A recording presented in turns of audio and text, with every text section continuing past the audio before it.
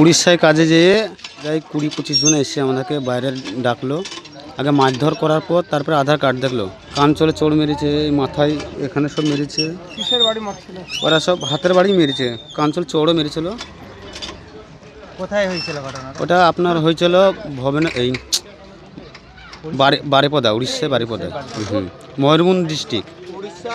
কি কাজ করছিলেন? আমরা রাজমিস্ত্রির কাজে গিয়েছিলাম। কতদিন থেকে ওখানে কাজ করছেন? আমার বেশি দিন হয় না, আমরা এই 1 সপ্তাহ মতন যাওয়া হয়েছে। কতজন আছেন ওখানে? ওখানে আমরা 3 জন ছিলাম, 2 জনকে মারা হয়েছে, একটা বাচ্চাকে মারা হয়নি, তার 16 বছর বয়স, তাকে মারেনি। আপনাদের ঠিকাদারের বাড়ি কোথায়? আমাদের ঠিকাদার বাড়ি হলো ঝুনকা।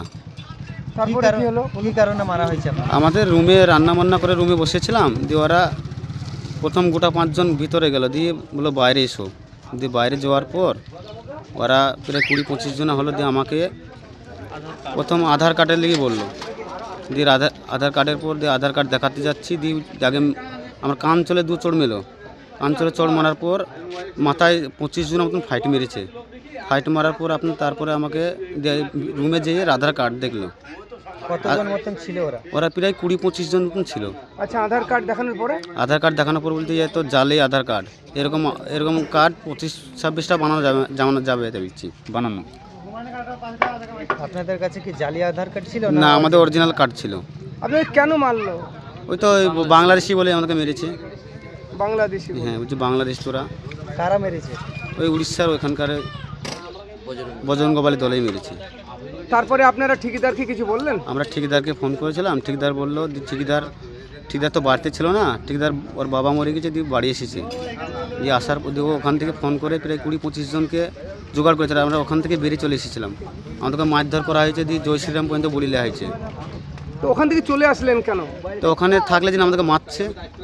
সাইডে সবাই চলে এসেছেন? হ্যাঁ, সাইডে আমরা সবাই চলে এসেছি। ওখানে বলছি দাঁড়ালেই মারবো আবার। কতজন এলেন?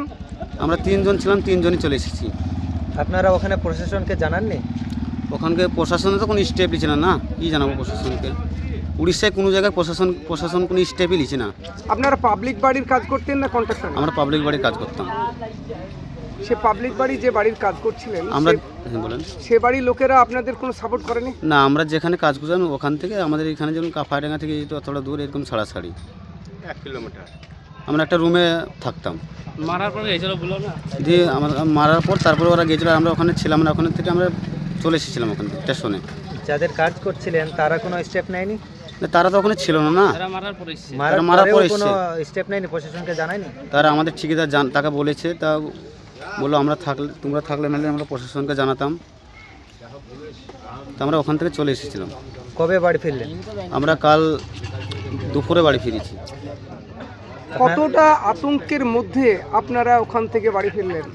আমাদের ভিতর পুরো শুকিয়ে গিয়েছিল, এমন মার মেরেছে না ওরা। আপনারা বাড়ি এসে এখানের প্রশাসনকে জানিয়েছেন? না, প্রশাসনকে কিছু জানায়নি। আপনার পঞ্চায়েতের মেম্বার না, প্রধান কোনো খোঁজ খবর না, নিয়েছে? কেউ কোনো খবর নিয়ে আর কাউকে জানাইও নি আমরা। ওরা ভিডিও করেছিল আপনার মারার না সময়? না, ওরা ভিডিও করেছিল মারার সময়। আর ওখানে সিসিটিভির ফুটেজ আছে ওখানে। এখানে আমার মেরেছে, পুরো দাগ হয়ে আছে। আবার এদিকে মেরেছে, পুরো ফুলে আছে এদিকে।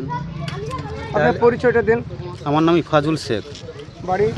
আমার নপুরে পূর্বপাড়া, মাঠপাড়া। নপুকুর মাঠপাড়া? নপুর মাঠ। থানা বেলডাঙ্গা? থানা বেলডাঙ্গা। হ্যাঁ, আমার